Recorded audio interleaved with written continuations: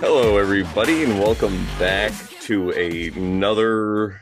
What's a good adjective I could use? How about we'll just say another amazing episode of the best darn show on the internet? I'll have to get my thesaurus for next time. The Over Sharon Show. We're back, and we're going to talk about the Tao. We're continuing our series, but before we get into that, we're going to read today's quote. Indeed. Indeedy doody. Let's see. One has to take a somewhat bold and dangerous line with this existence, especially as whatever happens, we are bound to lose it. Haha.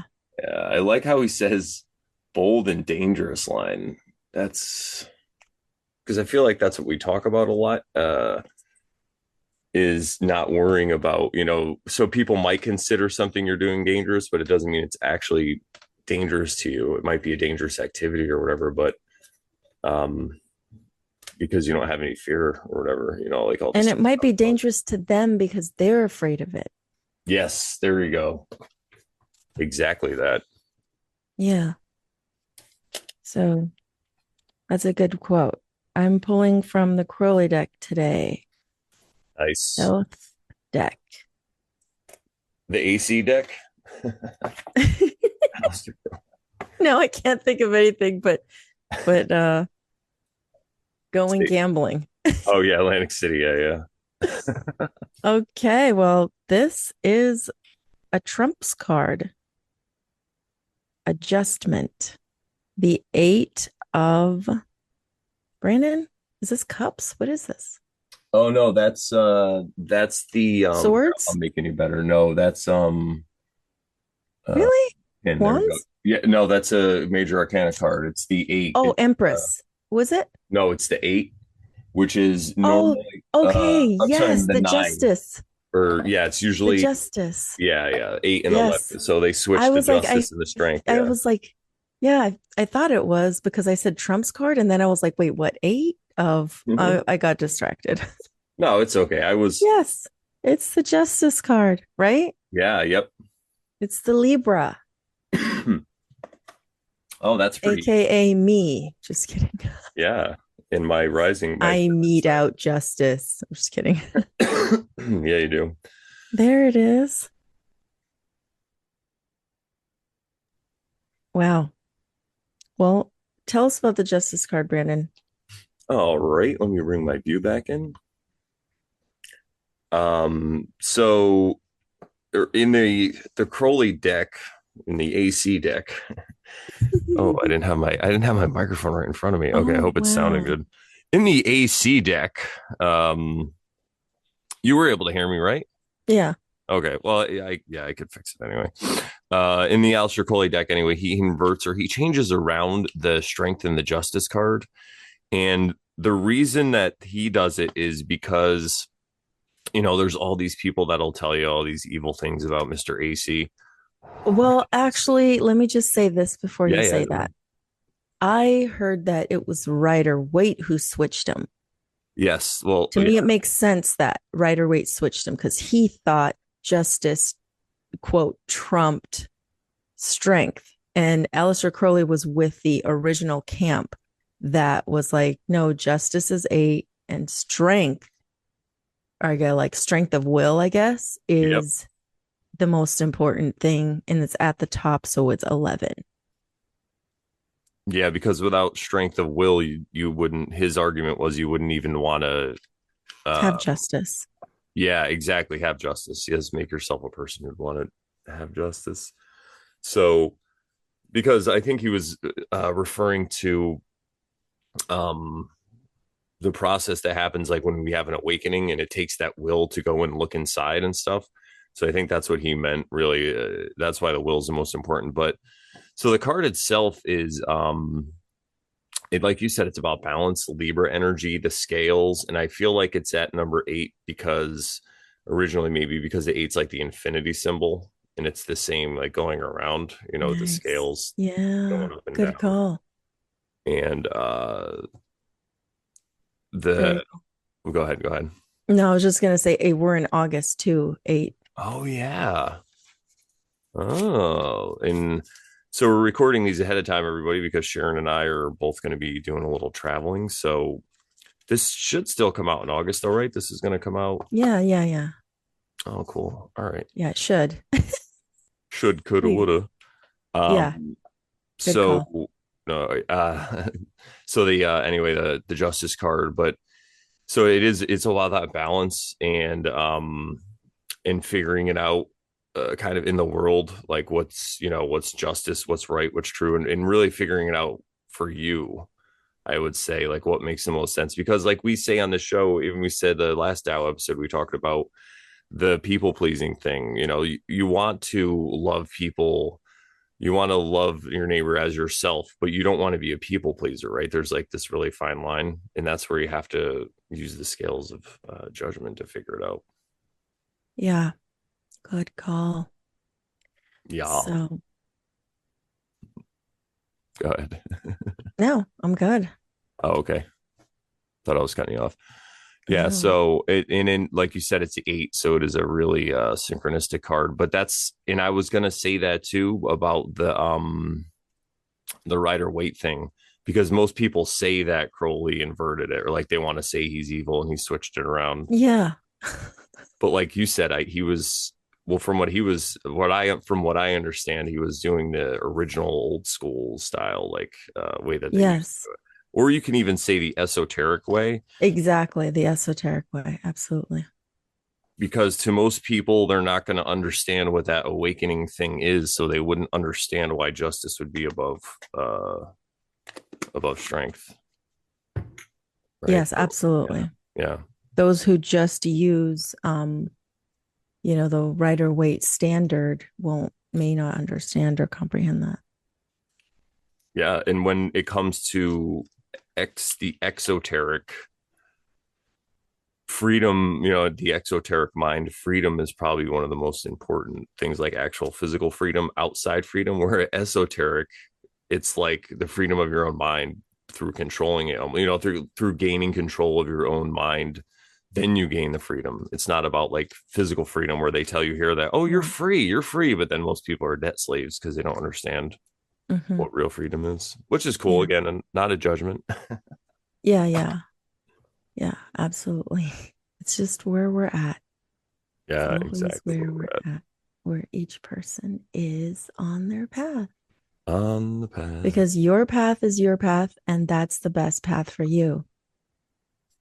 Like, I would like to stress that because some people might like try to shame you or whatever, but you're on your path, and your path is the best. It's the best plan and the best path for you. Because why? Because you're on it. Otherwise, you wouldn't be on it. Exactly. And there's a reason. And so even if you're a drug addict, or, not that that's a terrible thing, but say you're like a heroin addict, it's a good excuse for me to use, and you don't want to do it anymore. Well, there was a point where you did want to do it. So that's why you did it, and you kept doing it. So you did want to do it. And that's maybe going through all that is what is making you want to stop now. Yeah. So all that BS that you went through, all that crap that you perceived that you had to go through, you had to go through it, right? It's stuff we say all the time too, but I think it's good to repeat it because it's easier to embody it that way. Some of these ideas or tenets or whatever tenets Mm-hmm. and maxims and all this stuff, they only really make sense after you hear them a few times. Where I know that's how I am sometimes, Yeah. Yeah. Me too. or it's easier to embody in your life, I guess you could say. Yeah. And then if you look at things this way, you can be compassionate on yourself. You won't be hard on yourself if you comprehend and understand that this is your path and your way, and that's okay. And you're perfectly right on there, right where you need to be. You're Exactly. always exactly where you need to be. As crazy as it seems, because I think the goal, well, I don't know if I want to say the goal, but most people make their mission to be happy all the time and to have every situation work out exactly for them. And once you start to realize that that's kind of a fantasy, that's really never going to happen, all you can do is change your own point of view around the way things that happen to you and how you label them as happening. Like if something happens to you, you could say this happened to me or this happened to me, like um I woke up late or this person didn't wake me up, like it's whose fault was it? It was my fault. Yeah, it was my fault. Yeah. And that's what I'm You know, I'm realizing. You know, but what are you gonna do? it's always your own thing, and you just have to take responsibility. Yeah, yeah, exactly. I could have set an alarm, I could have made sure that I woke up on time. And no, I tried to rely on someone else to wake me up, you know. It's Yeah, and it's I not set an their fault. alarm and I still woke. So, it's like, what are you gonna do? Right. Yeah, Sometimes things are exactly. just meant to happen a way, and then you figure it out, and you're like, oh, that's why. Because if it happened a different way, you know, maybe something would have happened, or I would have got hurt, or whatever. Yeah. Or we wouldn't have picked the card we picked or whatever. Yeah, and that justice card goes to that. That's what I was gonna say too. Whatever you said right before waking up late or whatever, I can't remember what we were talking about, but I was like, that's exactly what justice is. That'll come back to me. Yeah, the balance. All right. Do So you want to get today we're going to start reading verse 50 of the Tao Te Ching. Tao amazing? Te Ching. So Owl. some people say Tao Te Ching, and some people say Tao Te Ching. Oh, really? Yeah, I've seen it spelled like Daodejing,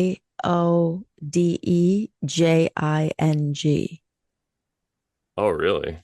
like all together. Yeah, I've seen it spelled so many ways. And then I like Aleister Crowley, I think, spells it with a K, King, like Oh, yeah, that's right. Yeah. Taotehking.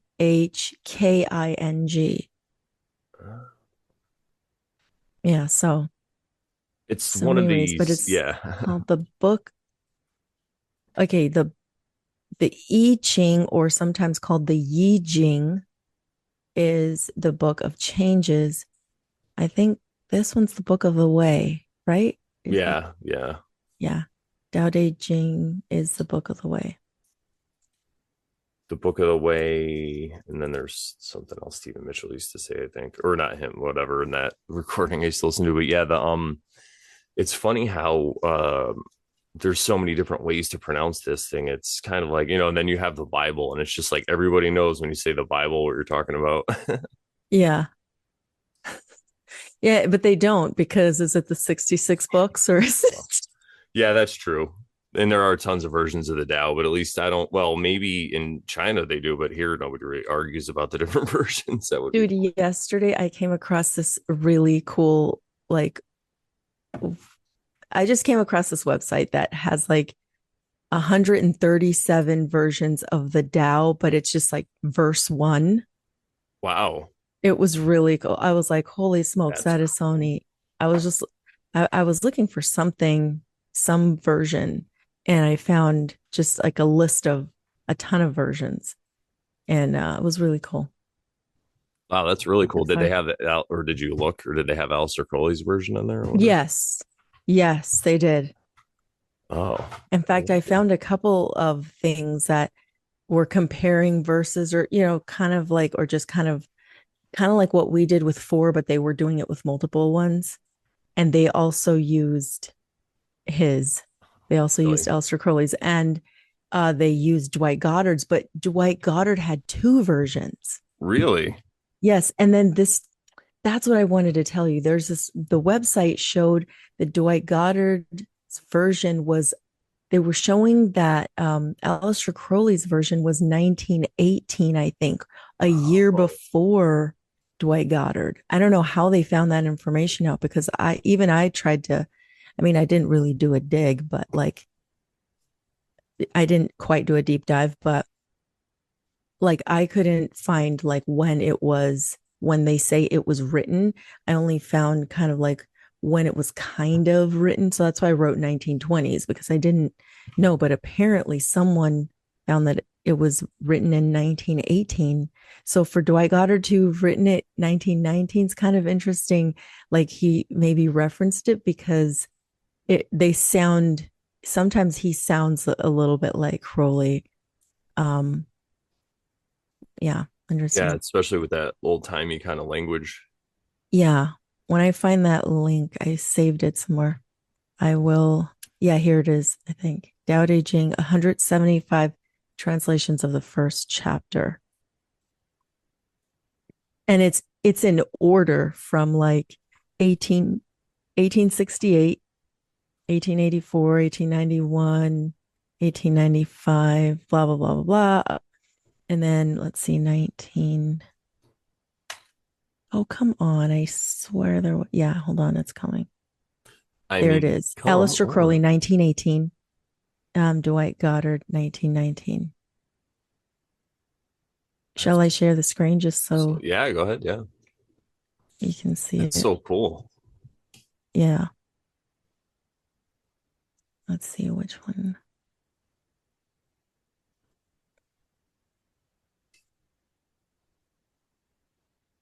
Dang it. What am I? She's I don't screen want to sharing, everybody. see. She's Not sharing her that. I screen. want to share. Okay, here it is. I found it. That should be your nickname, Screen Sharon. No, that's not what I wanted. Oh, did you hit your desk? Some one of them's like a desktop thing. Yes, I'm like, that's not what I wanted. Yeah, I'm the king of weird Zoom share mistakes. Okay, found it. Found it. Found it. Okay, so yeah, it's this website, and I'll share the link in the description probably. But yeah, here's Aleister Crowley's verse 1, and it says 1918, and here's Dwight Goddard's 1919. And I think Dwight Goddard had two versions. He has another one later on. Um, That's interesting. yeah, let's see. Yeah, let's see when it was. Yeah, 1935. He, I guess, did a whatever collaboration with whoever this guy is to do another translation.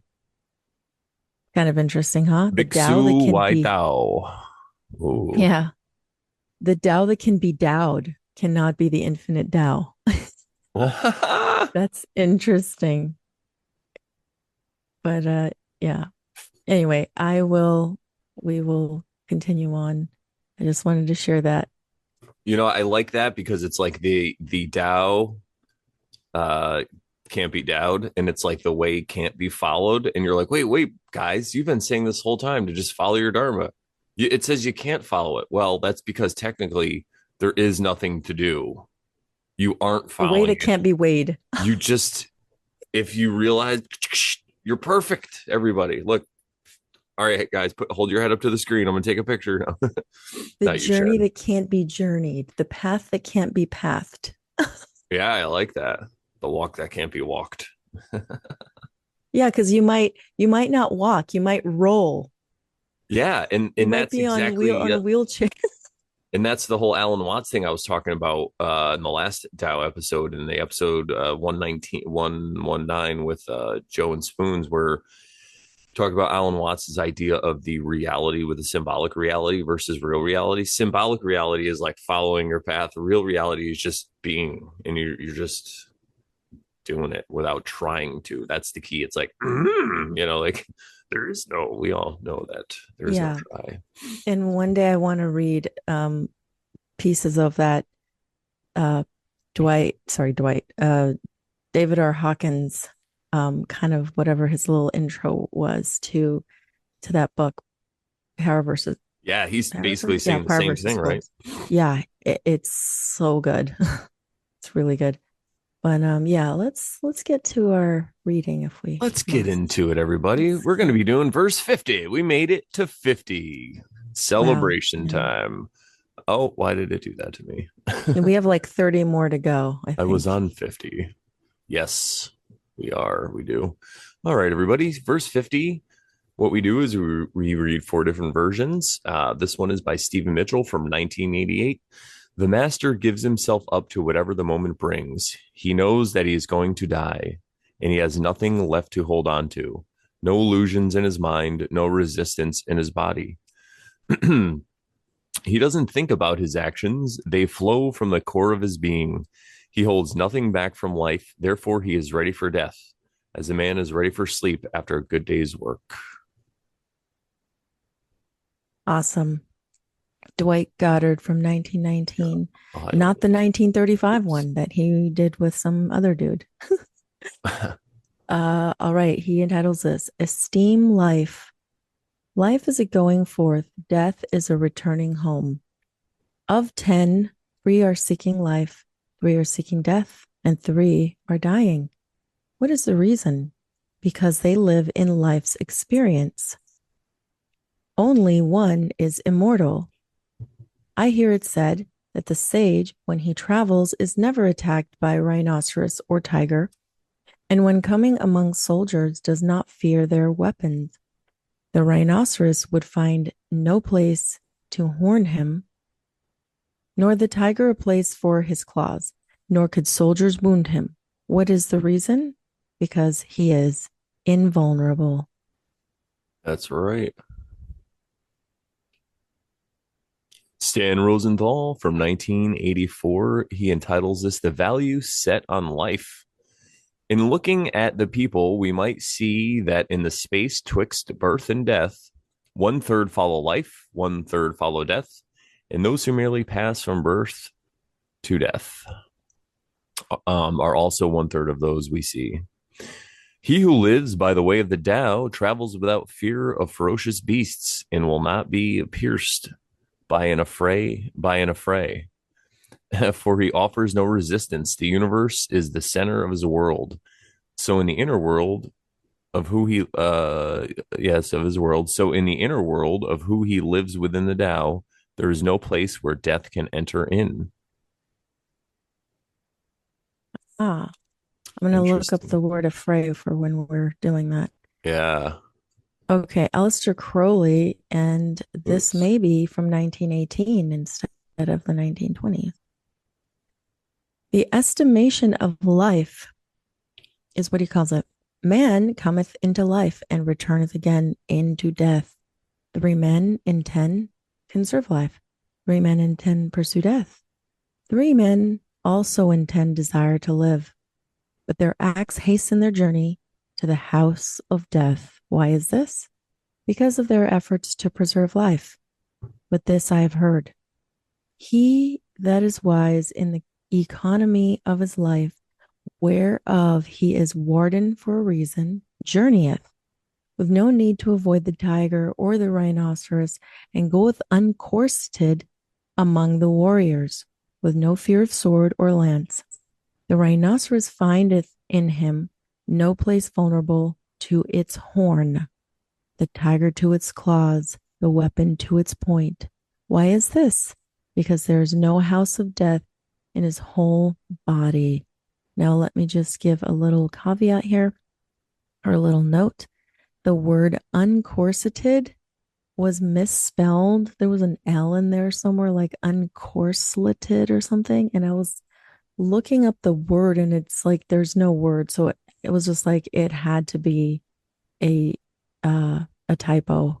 And when you have no corset on, you're not like strapped around with something that's holding you, right? Like I guess warriors would wear those. They were Mhm. kind of like corsets, right? So um maybe it was like a protection or some sort of chainmail or something. Um, but yeah, I just want to make that note that I corrected that typo that I'm pretty sure is a typo, even though it was in the book, which maybe it just went through unnoticed. But Could be. Maybe they're if like, it's just somebody, one of them fancy old school words. We'll leave it in yeah, there. yeah, and if somebody finds out that that other word really is what it meant, then please tell me. Yes, leave a Yeah. comment below. Let us know. So yes, I that like this is verse. I it's and yes, it's so me radically too. different Oh between my God. that when I read this one, when I was going through this, like the first time putting this together, I was like, oh, this is really good. I can't wait to talk about it. Now, should we go through and break down the verses piece by piece, or should we do the whole thing? What do you think? Maybe let's just do the whole thing. Okay, That yeah, way, because what do you think? Should we do piece by piece? I was thinking the whole thing myself too. So yeah, because Okay. the way it relates, Okay. Yeah, the let's do it. it's a little different. Most times the second part's like almost totally different, even though it does relate, but Okay. this is like referring right back, I think. But yeah, let's All do right, that. let's do it. Let's do it. All right. So for the Stephen Mitchell version from 1988, the master gives himself up to whatever the moment brings. So I mean, that's pretty easy to this one I think is a little well, I guess they're all pretty well, wait till we get into them. Okay, I'm getting ahead of myself. The master gives himself up to whatever the moment brings. So in this moment, we're talking about this verse in this Uh-huh. line. So let's just stay there.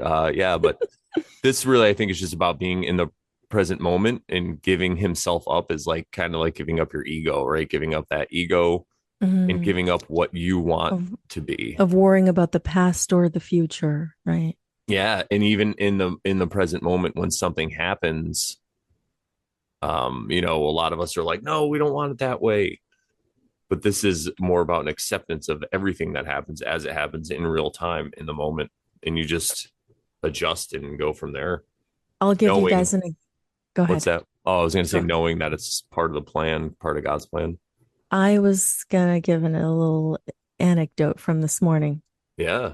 So I got up and I was again, I told someone to wake me up. I told Cody to wake me up no later than 7. Well, I should have relied on my own self, right? And set an alarm. Even still, right? You can wake up and not even hear, you cannot wake up and hear the That's alarm what ring. happened to me this morning. That's what So yeah, happened to him. So, we so persist. What another yeah, synchronicity. yeah. So 7:10, I'm like, okay, I gotta shower, I gotta get ready, I gotta hurry up and do this because I have to take my mom to an appointment today. So I don't have a lot of time. I just have to like do this thing and then go. Um, and then I'm texting Brandon, hey, are you ready? Do you have a quote? All this stuff. And I don't hear back. So I'm like, I'm just waiting because like maybe he's whatever doing his thing. So I'm sitting at my desk and like getting things ready to roll. And I get a message from Brandon. He's like, I just woke up. Like my alarm didn't go off, like it didn't wake me up. And I'm just like, okay. And I was tempted to be annoyed and mad, but I was like, you know what? God, I guess this is what God wanted. I'm not gonna like be mad about this. This is just what God wanted. And then like, I don't know, 10 minutes later, Brendan's like, you know what? If I can just get there in 10 minutes and we can record, let's just do it. And I'm like, okay, let's do it. Let's do it. And I didn't have time to make my awesome coffee, so my lovely fiance brought me some espresso. So at least I Oh, have, yay. yeah. So yeah, and it's funny. I was the same thing happened to me, but I did do a little spiral when I first realized it. I'm like, what? It's what time is it? Like I was like, oh, because I had all these lovely plans of everything I was going to do, and I just ended up staying up a lot later than I wanted, than I planned to last night. But it was the same thing though. And as I was going to bed very late, I was like, you know what? This is just the plan. I'll be fine. I'll set my alarm, and so at least there I was accepting it. And then once I kind of really woke up, that's when I was like, all right, we're just gonna work this out with text, But at first, I was like, I woke up like I was running around like, what are we? Yeah. Woo! It's a weird feeling because a lot of my obligations now aren't really uh anything that I have to wake up for anymore. So I don't really have to worry about that because they're mostly later in the day because I Hmm. work nights all the time and stuff. So Yeah. it was like a flashback to when I woke up late one time or something. It Yeah. No worries. was cool. I get it. So anyway, But back yet we to the persisted, everybody. We're still here. and we're here. Go ahead, And we Sharon. have an episode for you guys because we're here. Yeah. Should So, we continue? yes. Break down. All right. So After that, he knows that he is going to die. So that's an acceptance of death, which we've talked about before. Uh, Ram anyway, in Dass my life, talks about it. yeah. And when I accepted death, I was able to let go of a lot of anxiety. And he who has nothing left to hold on to, no illusions in his mind, no resistance in his body. And that goes back to we are perfect, right? The Mhm. illusions are that we are not perfect. We create these illusions in our mind that we're not perfect. But Yeah. And that David R. Hawkins little like intro that I keep talking about because I love it so much. Um he talks about this spiritual experience that he had that left him totally um kind of like in, some would say like egoless, like without an ego. And somebody might say like, "Oh, aren't we supposed to at least have an ego to help us or blah blah blah." Yeah, I mean, yeah, some people will experience that moment of bliss. Well, this moment for him lasted a long time.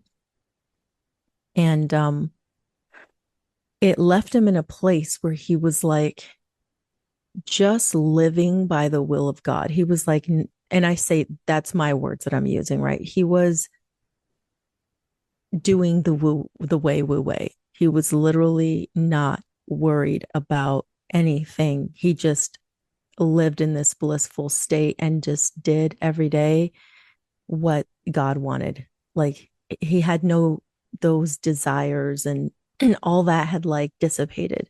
Like his personal desires, his personal wants and needs and things like that. Like of course he's still going to do daily things, but now he's not motivated by some sort of like me, I need to worry about me. Now it was like just doing, not doing. It was like his explanation of it is very interesting. I love it. yeah, and Joe P talked about an experience he had like that on our podcast, Yes. Mm-hmm. and other people have talked about this experience. They call it a samadhi experience, I guess, in the Samadhi, yeah. samadhi in India and the Hindu religion and stuff. Maybe even Buddhism, but Yeah. I feel like it's kind of like the state, maybe it's the state Jesus was in, right? Something like that. And Yeah. David R. Yeah. Hawkins does have a scale of 1 to 1,000, and Jesus is the top. So maybe you don't have to exactly get to 1,000 to reach the state, but people like that in the past that we have been told are, you know, Gurus and saints. yeah, yeah, Mhm. I think they're the ones who Reach reach this those. state. Mhm. And, some people make And this, some of us little people may reach it momentarily. Like we may have moments of it, like small, tiny, blissful moments, which I can't say that I know that I've had like a samadhi of any sort, but I don't discount it when somebody tells me that they've experienced it. You know what I mean?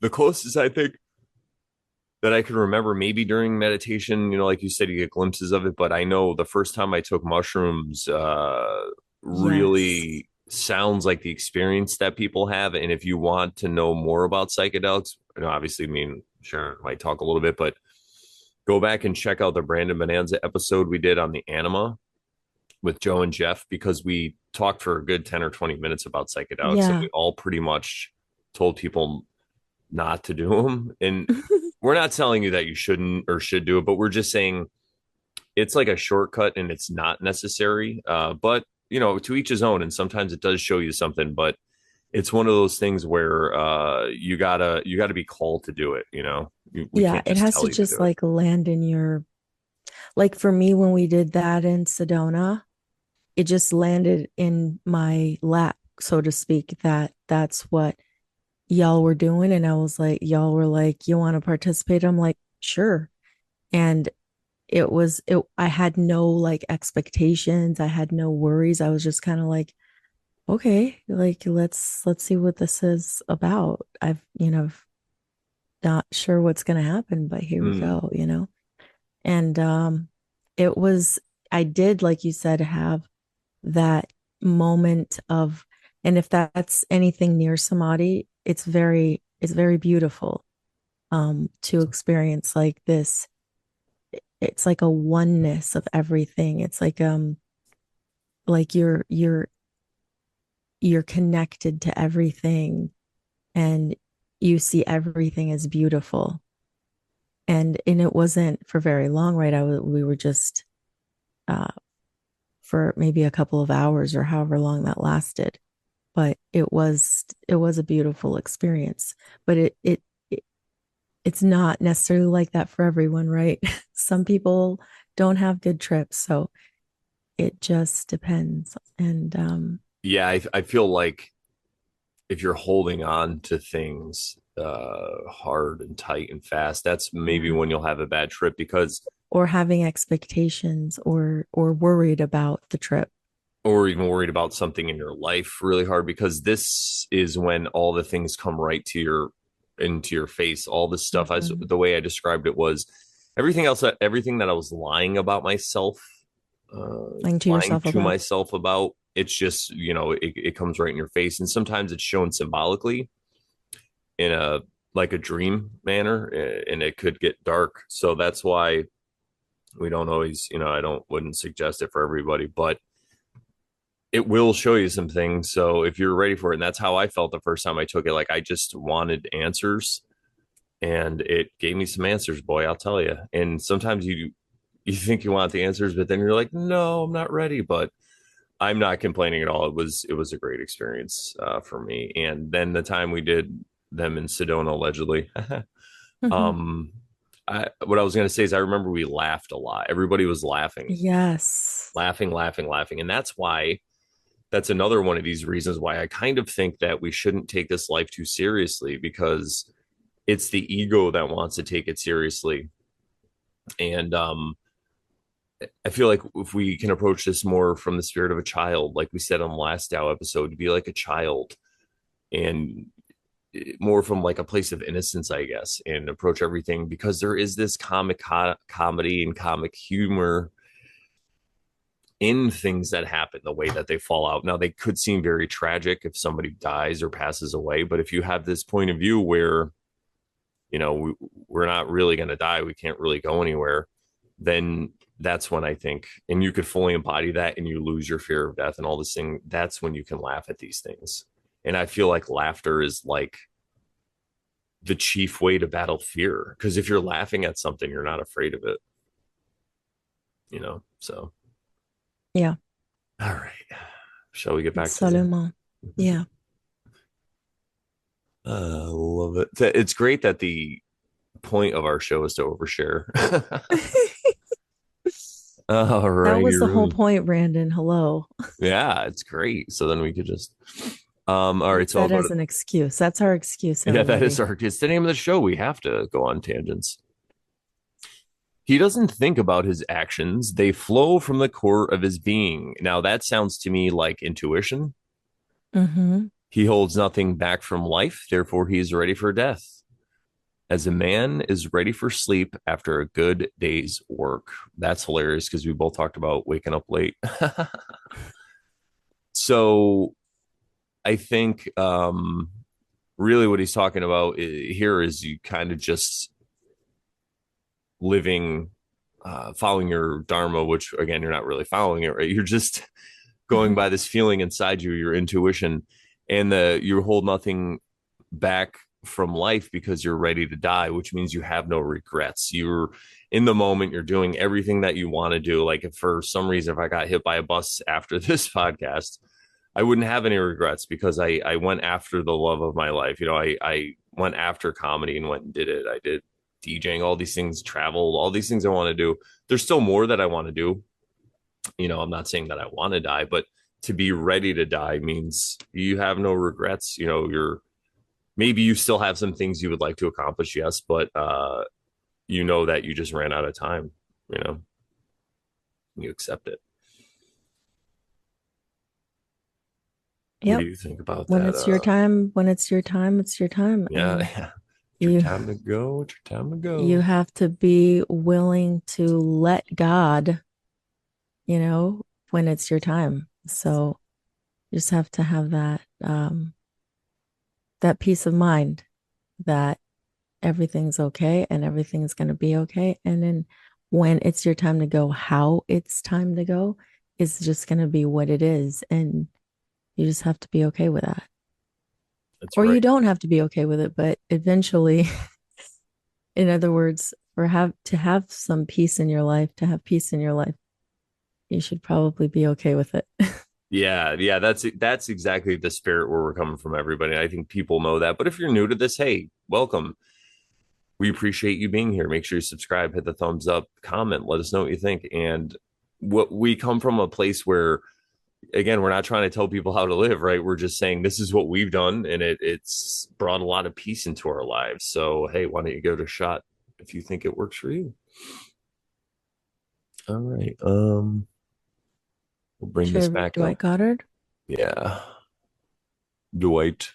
So interestingly enough, I think Dwight Goddard and the other guys. So like I think Stephen Mitchell's the only one who doesn't mention these like divisions of people, right? Okay, so Dwight Goddard says, esteem life, seize the day. I'm just kidding. Anyway, life is a going forth, death is a returning home. It sure is. Of 10, three are seeking life, three are seeking death, and three are dying.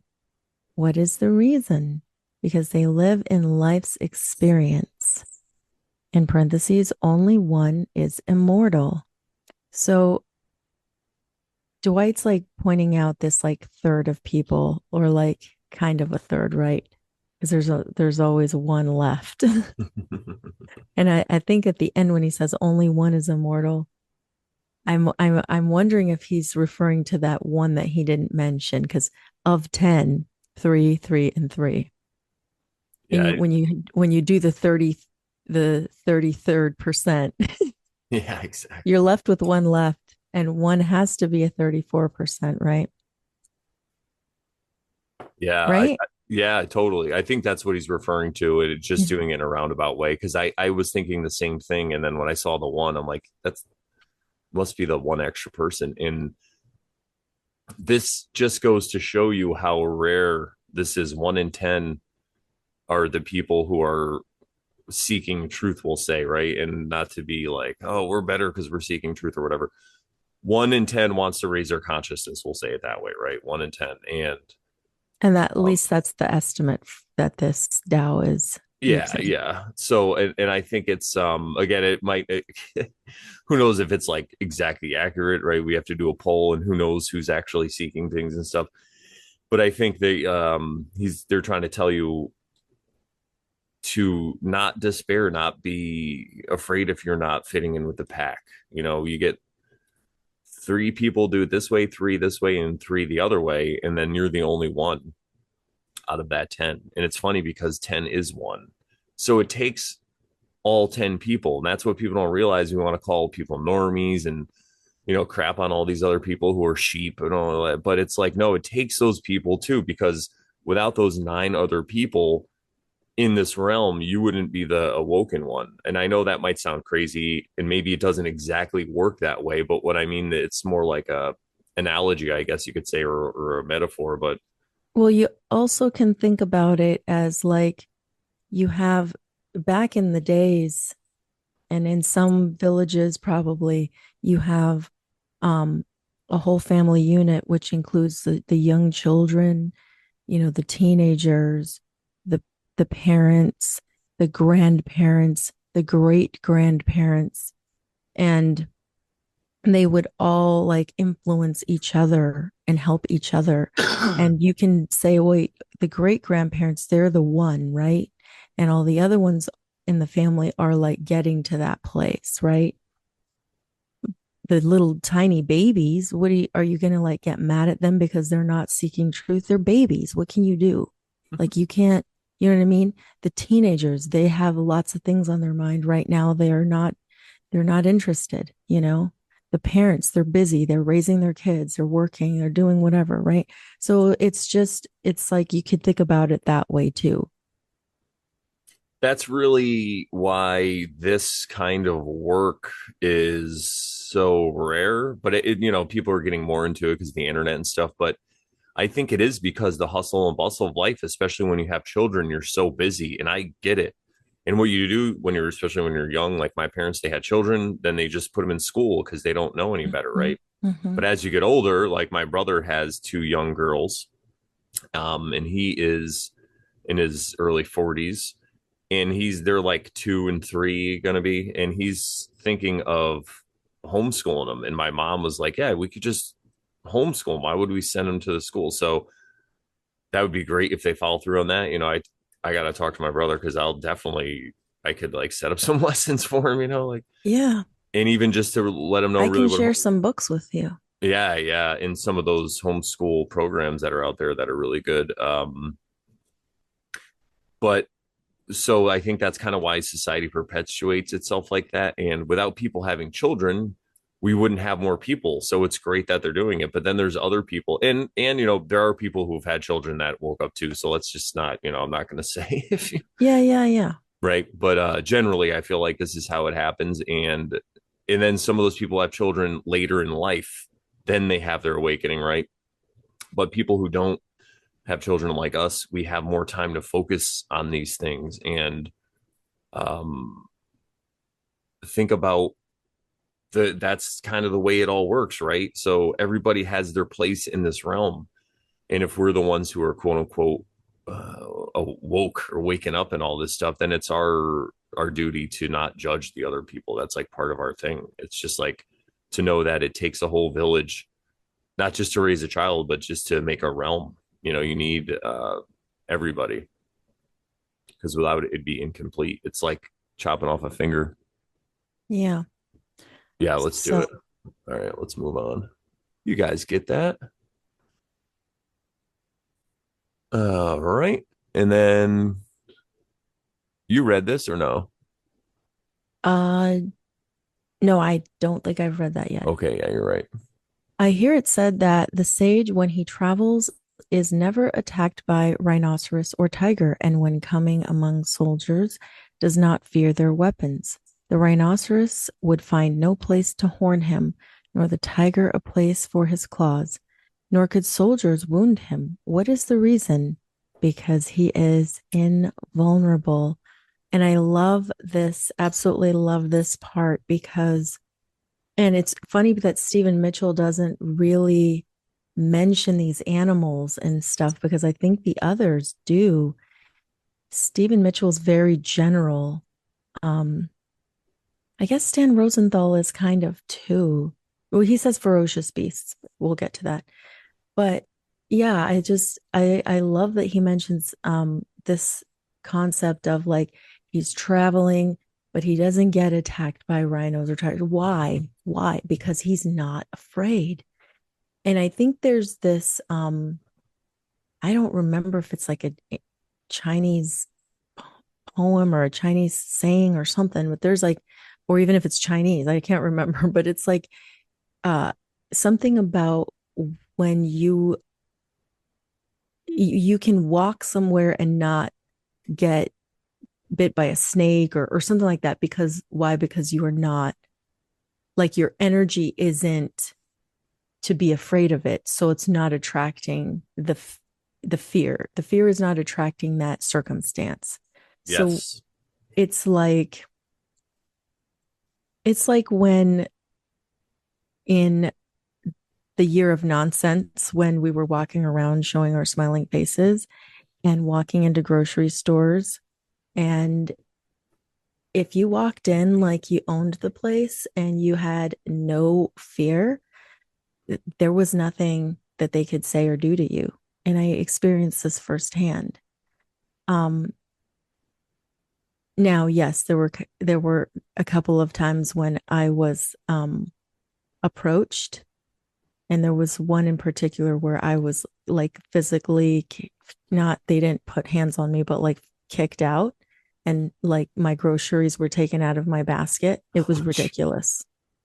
Um, But maybe that time that I walked in, there was like a little bit of fear, maybe, maybe there was some fear there that, like, oh, I'm going to get told or something, right? And so maybe that brought that on. But most of the other times, I would, before I went in, I would like, just ask God to like keep me whatever, like protected, and um that I could walk in without being noticed pretty much. And almost always it happened that way.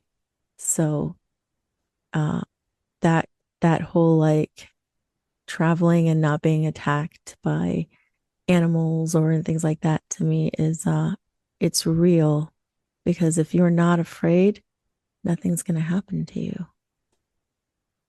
Yes, we don't realize all the pheromones and stuff that we, because animals, they get their sensory system works a lot different. So a lot of animals, especially predators, rely on scent in different, uh, just even our actions, like Maybe micro actions that energy. we do in our Yeah. body language and stuff. So we leave ourselves vulnerable when we fear. Just like you said, it's perfect, and it reminds me of the story that Ram Dass talks about when he talks about Krishna before the Bhagavad Gita. Um, Krishna was involved in after the Bhagavad Gita, the mother of it's like the grandmother of everybody, because these in the Bhagavad Gita, it's a family that goes to war. So the grandmother is like roaming the battlefield and seeing all the death, and she sees Krishna and she puts a curse on him. She's like, "You stood by and allowed all this to happen.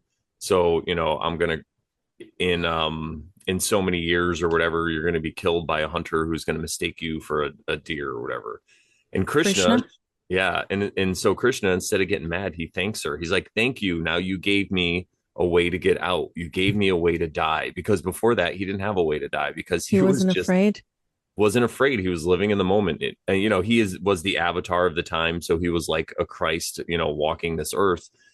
But still, and you could think about that with Christ too. Judas was really the hero. Judas was the one that allowed the sacrifice of Christ to happen in that story. So he really is the hero, and it's the same kind of thing. But the people in India that read the Bhagavad Gita look at that lady as doing her dharma by giving him that curse. But people here in the United States hate Judas because he's the one who killed Jesus. How dare him do that? How dare him turn him in? If he didn't kill Jesus, it'd be perfect and I wouldn't have to go to work today. Like, so we'd all just be living in the Garden of Eden if Jesus was still alive. So that, that's, we never know, right? With death, it was God's plan. So, Yeah. And that last line, because he is invulnerable, because what are we but like energy and motion? And what are we but like divine, uh, just pieces of the all, divine aspects of the all. And so how can we really truly be vulnerable unless we allow ourselves to be in fear, in a state of fear? yeah, it all starts in the mind, right? All is mental. All is mind. All is mind. So that would make me think if I was afraid, maybe it would affect things, right, everybody? All right. Stan Rosenthal says the value set on life. In looking at people, we might see that in the space twixt birth and death, so we're talking about the space between birth and death, one third follow life and one third follow death, and those who merely pass from birth to death. Also, one third of Are those also one third. are yeah, are also so yeah, so basically saying the other third is the people who just go on living, not chasing either life or death. They just pass. So that really reminds me of the Dwight Goddard version, just kind of Yeah. written a different way. Yeah. So you get that one. It's like that 10%. Well, Uh, he's just going in thirds. He's like one third, one third, one third. So it's like, so there's only like 1% left, right? He doesn't say, right? And in this case, it would be like not one well, in 10, but one in 100, right? Because of the Oh because yeah, of the, yeah. Oh yeah, because it just says 1/3. Yeah, yeah. So you're it could right. be 1 in 10, it could be 1 in 100. It doesn't really matter. It's just it's a piece, it's a portion, It's right? rare, right? Yeah. There you go. All right. And then he who lives by the way of the Tao travels without fear of ferocious beasts and will not be pierced in an affray. So did you look up affray? I did. And a fray means a public fight, a noisy quarrel, or a brawl. Ah, there you go. I like how it said public fight because if you're living this way, you're really not going to be worried about getting into a fight with somebody in public. Yeah. Um, all right. For he offers no resistance. That's the last part after a fray. And that's the same thing, right? You offer no resistance. You see yourself as perfect. You don't have any resistance to the way this realm works or God's plan. You're just going along with it. Yeah. And this is not saying like that you're like we talked about in the last episode. It's not saying that you're just gonna let somebody just kill you, right? But it's that you're so in your in the present moment and without fear that no one's even going to try to kill you. It's like that's the point because there's no fear of you. You have no fear of that, so it's not going to come over you, and someone's not going to be like, "Oh, you're coming against me, so I'm going to come against you," or "You're pissing me off, so I'm going to come against you," or whatever. At It least brings me that's back to the oh, were you done no. or Go ahead. it brings me back to what I said about Krishna and then Christ because Yes, I was going to say that too. right, Christ was Yeah. never afraid of dying. No, He nobody ever wanted to kill him. Everybody who met him individually was like, "Oh shit, this guy's based." And the only legit. way that they could get to kill him was by everybody pointing the finger. Pontius Pilate was like, "No, you," and the Jewish people are like, "No, it's you," and they just kind of let it happen, right? It's the same way Socrates was killed because he wouldn't admit something. I forget what it was. It was something. Do you remember that story though? Why he drank No, poison? I don't. I don't know the story. It was something that he did and he was sentenced to death, but it was something just because he said something or did something against the norm, and everybody's like, why are you Mhm. doing this? But they had to give him the sentence, so it became his dharma to die that way. It's a really interesting thing. And a lot of people are like, oh, that's so tragic that he died. But no, maybe he was looking for that way out or not looking actively like he wanted to kill himself. But But that was maybe God's way for him to get out. exactly Yeah. to prove that point. Now we could talk about it thousands of years later, or whatever, if it was even a real person, but still. And death really is a gift. It's a surprise gift. You never know when you're gonna get it.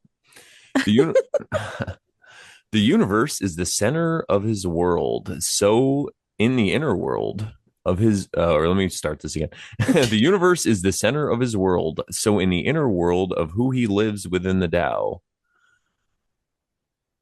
there is no place where death can enter in. So basically, this is telling you, Of the person who lives in the Tao, yes, the inner world of the person who lives in the Tao.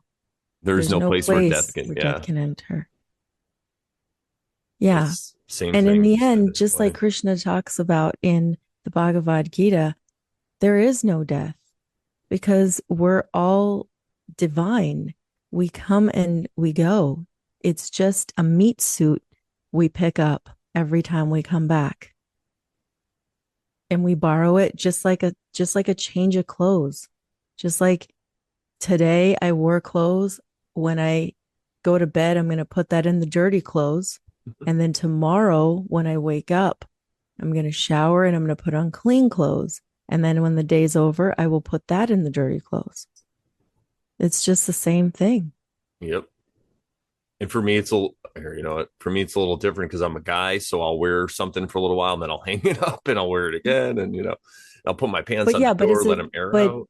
same thing. You had to take the clothes off and then you Yeah, put it no. back on, right? Yeah, yeah, yeah. No, you're right. I was, But yeah, I mean, yeah, it depends on what it is, right? But like a pair of jeans or whatever, like I could wear multiple times. Um, but like I'm sure you don't do that with your undergarments. no. Although I will say that I do have wool underwear, and I can get a couple more uses out of them because I Well, don't wear that's clothes nice. for a long time. Like I'll wear it for a few hours, and if I'm home, I always just like throw on sweats or whatever. So Okay. yeah, no, I highly recommend wool, and I this like this undershirt is wool, same Oh, thing, and it nice. doesn't, Nice. the smells stay away, and if you sweat a little bit, it's fine. It just like evaporates because it's wool. This isn't a wool commercial, but I yeah, mean, no, I wear linen a lot, and I don't have wool because I honestly am here in the yeah, you're in Arizona. here in Arizona. I don't know that I want to wear wool all the time. It's so dry there, you really don't need it anyway, because here in the Northeast, because it's so humid, when you get wet, especially if it's cotton, it won't dry. Like it'll just stay wet, Yeah. Oh like yeah, you're in yeah, the yeah. woods or whatever. Yeah. Yeah. But yeah, we're kind of off topic. Anyway, So buy wool, everybody. Use our code. Use over Sharon. No, I'm just kidding. Anyway, so I think we finished up with that part. the universe is the center of his world. So in the inner world of he who lives. Oh yeah, the universe is the center of his world. Why? Because we are the universe. All is And we mind. are the center. Like I was saying before, like it's internal. All these arguments about like globe Earth and flat Earth and simulation theory, what people don't realize, that's still a materialistic viewpoint that you're coming from when you're trying to Mhm. define what we live in. That's materialism, which is, it's still fine because it's such a Yeah. blind spot for us in this society, but we are the center, each one of us. And I think that's why that ego sees it, and it's like, oh, then we're the most important. Me, we need everything. It's like an inversion where it's like, no, we just need to play our part. And Hmm. if everybody does it that way, then Harmony. harmony. But again, I don't think this realm is, we're not supposed to have harmony in this realm. Like discord is what this realm is Right. supposed to be about. We're supposed to learn lessons. The hurdles, right, are Yeah. supposed to be there. So Yeah. And um maybe we do get respite sometimes with a golden age here and there, you know, after yeah. like a Kali Yuga like we're in right now.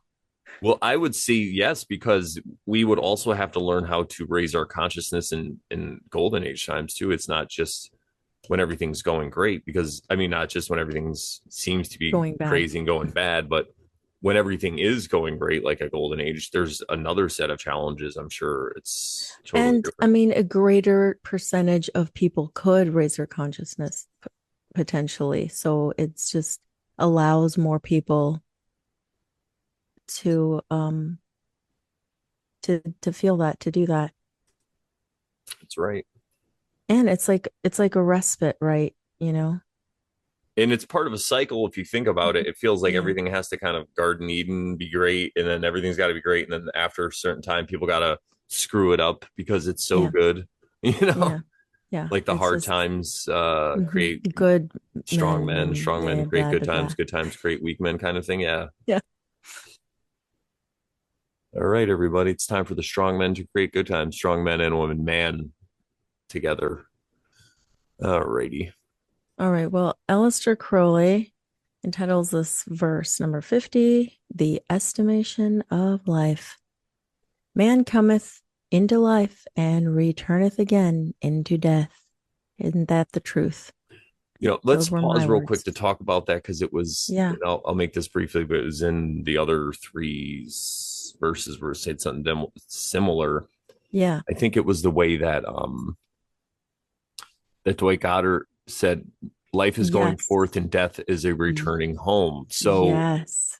you know, and I'll just bring it back up because you get to read right from there after I say this, but and then Aleister Crowley, right? Man cometh into life and returneth again into death. So it's natural. It's a gift. Like it's what's supposed to happen.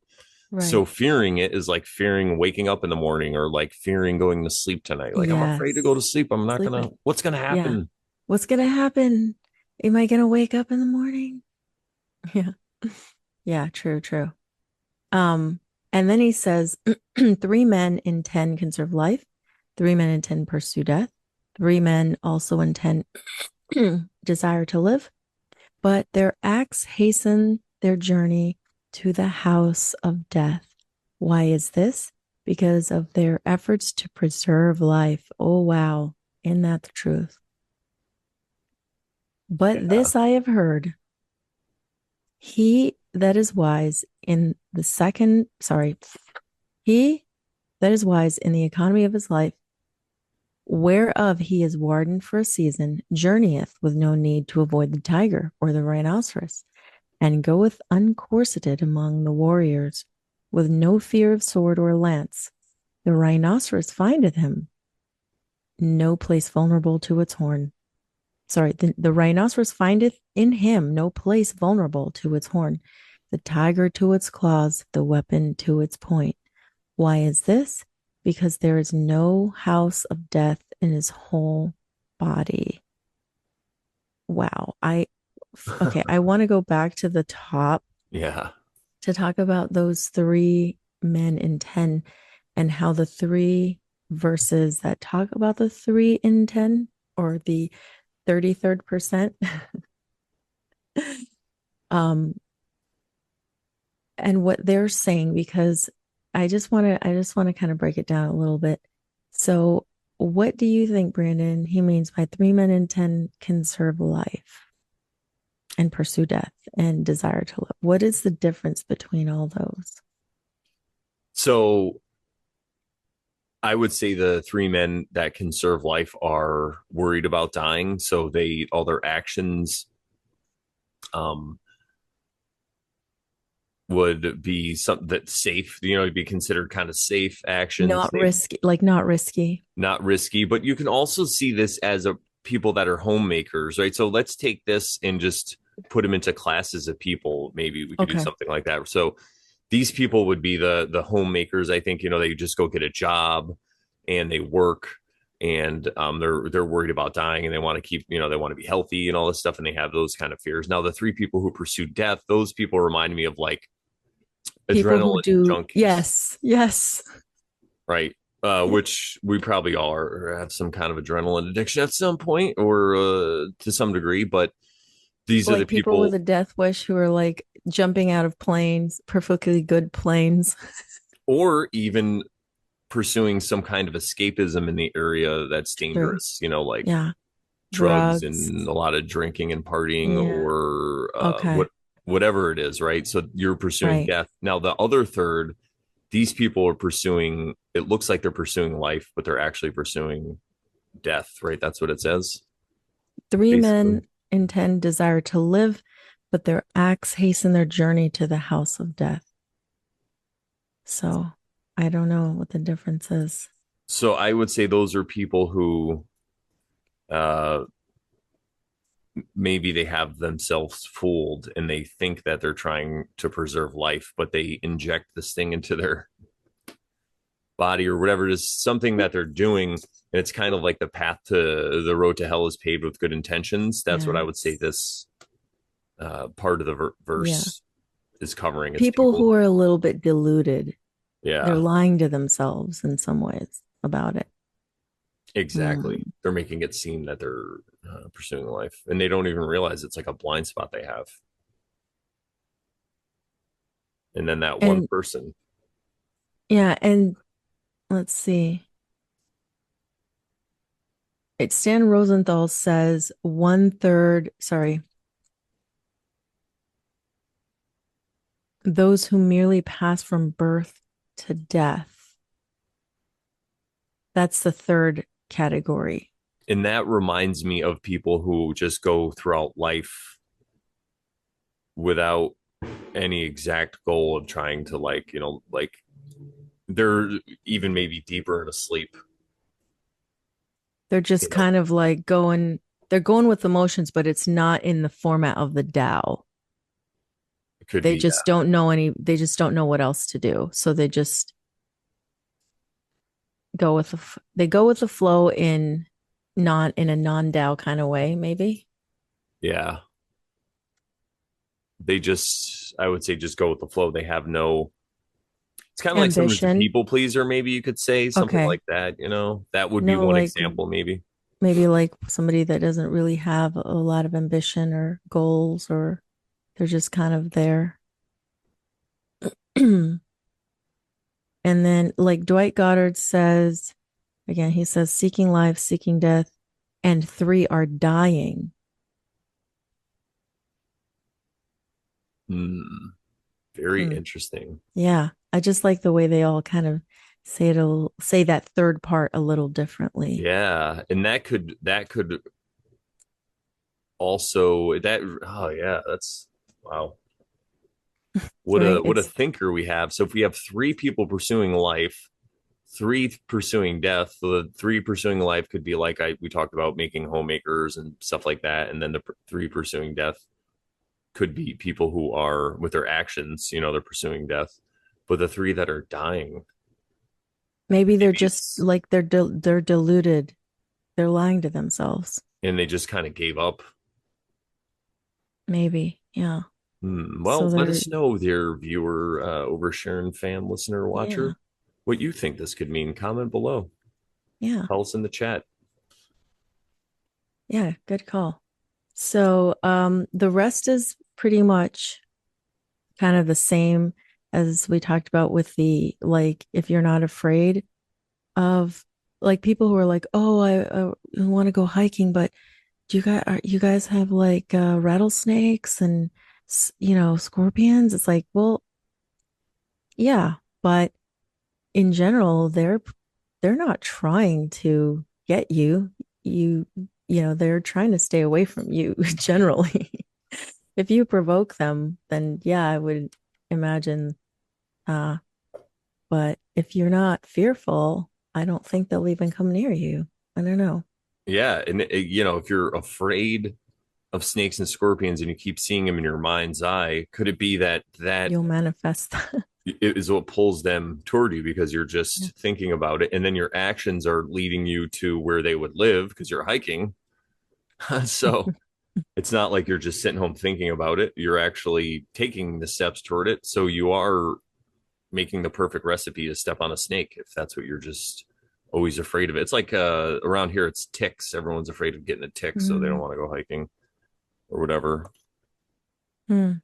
And Elizabeth and I went hiking this year, and one spot right in it must have been like the height of tick season in this grassy place. We just went in there and we got covered, but we just left. We took them off. We took all the ticks off. We had long pants on, and then we just went on throughout our day. And we just found a place to hike for the next couple of weeks. We found places that weren't as grassy, and it was okay. It's so sometimes even if you don't have that fear in your mind, you might come over or encounter something like that, but it's just all in how you deal with it, right?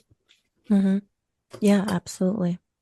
Because it wasn't like it was a life-threatening situation. The ticks were actually not even deer ticks. With deer Oh, ticks are what carry okay. Lyme disease, and they're tiny. They're like Oh, that's what they say. yeah. They're like, hey, deer ticks. When I was younger, they're like, you take a You pen and can't you see them. dot it, and that's how big they are. It's like, oh, you can't see it.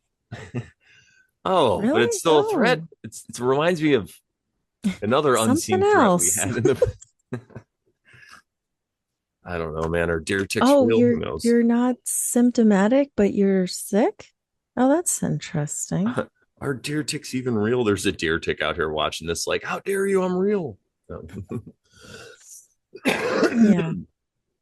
So the last point I want to touch on is that maybe that last sentence. There is no house of death in his whole body. Wow. House of death. Can you want to break that down? What it's saying to me, like it would be hard to break down exactly what he means by house of death, but it's like a symbol for, I would say, a fear of death. Okay. Because Yeah. like just like we were saying with the example of the snake or the scorpion, if you picture it in your mind's eye, if you're afraid of death and you picture these scenarios where it could happen, you're creating this house of death within you somewhere. But a person who's not afraid, they're not creating that house. There is no place, just like there's nowhere for a tiger's claw to pierce or a rhinoceros's horn. There's nowhere for it to gain purchase on the body of the sage. Same thing. This is just an internal thing, though, I'd say. So there's no house of death in you. And his whole body. his whole body. And I would say the whole body would have to do with not just the physical body, but he's saying whole body. So the The spiritual mental, the body, spiritual, whatever. which, and I talked about this in the episode with Joe The and Jeff, energetic body. the energetic body, where it is all one. You know, these names we have, like, oh, this is a physical body, that's the spirit world. Like, there really is no spirit world or physical body, spiritual body. Like, those are the symbols, right? The symbols we place on reality to Mhm. explain kind of what it is. It's just like Yeah. when there's thunder and lightning in the sky when we're kids and we're like, our parents are like, hey, that's just God bowling. That's just angels up there moving furniture. But this is just a more sophisticated one. And we say, oh, it's the spirit world or the spirit realm. Mhm. Whereas it's just a description. It's a descriptive term that we put on it when none of this stuff really exists. It's all just what this is, which is a giant mystery that we have no idea. So we have to use words to try to understand, comprehend. Yes, which is great when we're communicating and doing a podcast and all that stuff. But when you're communing with yourself, when you're talking with yourself, those words get in the way. Those words that you're and thoughts that you're having. And I'm not saying it's like evil and stuff, but when you're constantly in those thoughts and in those words, you're placing an extra layer between you and reality in your own head. And that's really, I think, what meditation kind of is about, and seeing yourself as perfect is about. Because when you see yourself as perfect, you don't have this voice in your head that's constantly telling you that you're not perfect and everything you're doing is, oh no, you want to do that and da da da da. Like, so, you know, at the end of the day, and I'll say that because I get to say it once a podcast. So let's enjoy it. At the end of the day, everybody. I forgot what I was going to say because I was so excited to say at the end of the day. Um, no, but at the end of the day, it Those are is, just words. yeah, those are just words. And this is a concept that's simple, but not simple. It's a paradox because it really doesn't make sense until you, well, for me, it wouldn't make sense at all unless I had some experience meditating and looked into all this stuff and had to hear it constantly. Just like we talk about on the show, a lot of times we repeat the same things, and one time maybe that'll hit somebody differently after they hear it so many times, and then they have experiences in the world, then they hear it again, then they have experiences in the world. And that's what happened with me. And now I heard this Alan Watts lecture and it blew my mind. um yeah, I and it's a still need lot to hear easier to it. talk about on a podcast, everybody, so don't feel bad because applying this stuff in real life, to me right now, it's a challenge. You know, it doesn't have to be, but one day at a time. Go ahead, Sharon. I'm sorry. Yeah, one day at a time. Nope. One day at a But time. yeah, so What do you think? it was good. Yeah. It was a good verse, a really good one. Yeah. Well, we got a great episode together despite all the hurdles in our way this morning. You know, maybe we just needed that. Maybe Sharon needed that extra 10 minutes and I needed the extra like 2 hours, which is hilarious because Sharon had to be ready for 8 and I had to be ready for 11 a.m. And I was still, but Eight yeah, 11. Those are my numbers. yeah, 8:11. Awesome. Well, everybody, thank you. 122 22. hours. It says 122 hours we've been going. Oh, all right. 122. Yeah. Well, everybody, thank you guys. A little shorter this week. We might have a few shorter ones coming your way while we are away or on vacation and taking care of our personal stuff, but we're still here. So hang out every Thursday. Shout out to the chat. Thank you guys so much for coming and hanging out with us. Go to morelawsmoreproblems.com, click on the Oversharing tab to support us. But we always say the best way to support us is to just be here every Thursday when we are live or premiering a show, and comment, subscribe, check us out on BitChute. And yeah, what do we say to the good people, Sharon? No, once you start oversharing, Then you totally stop being a Karen. that's right. And remember, everybody, we're not trying to we'll never, ever try to tell you how you should live. We're just trying to make things more relatable to you so you can maybe comprehend, understand something a little better. That's right. That's all we're doing, everybody. All right, until next time, we'll see you. Have a good weekend, everybody. Take care. Thank you, guys.